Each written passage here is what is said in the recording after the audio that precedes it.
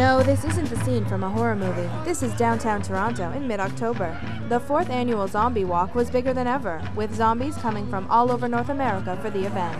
With buckets of blood and an arsenal of makeup, the zombies definitely stepped outside of the box when they crawled out of the grave. I think the most important thing in planning a zombie costume is to decide how your zombie died.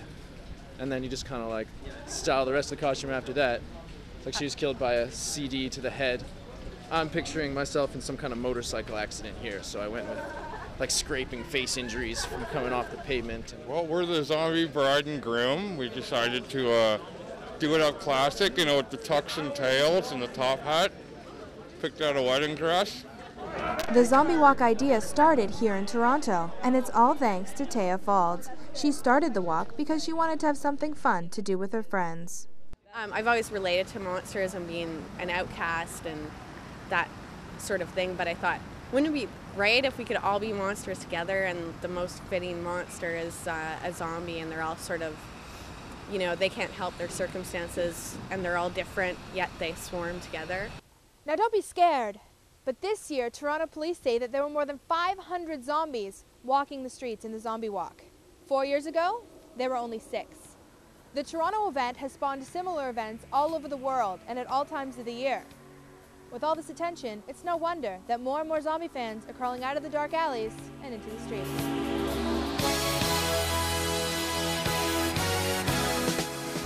Ines Markeljevic has been teaching people how to do the infamous Michael Jackson Thriller dance. She has done the Thriller dance thousands of times, including in July for the Toronto Cat Rescue's zombie-themed fundraiser.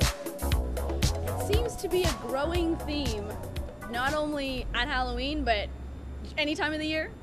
We were at an event on July 29th that had a zombie walk for the Cat Rescue. A friend of mine organized that, so Thriller performed there. And zombies are creeping out of the woodwork everywhere. Now she's trying to set the Guinness World Record for the most people doing the dance on October 29th. I've been doing Thriller for 9 years. This will be my 10th year. So it's my own Halloween tradition, and I decided for my 10th year I'm gonna go really big.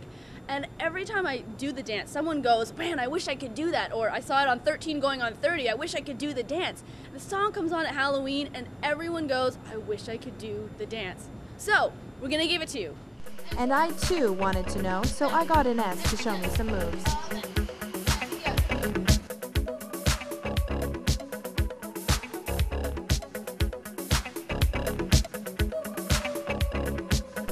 So the question remains, why do people have this obsession with the undead?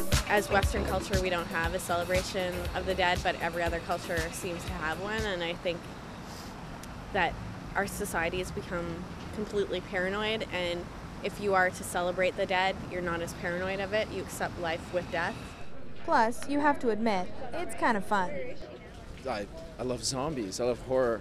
I love scaring people. I love being scared. Cannibalism. You got that whole cannibalism thing with the undead, too. People are terrified of cannibalism.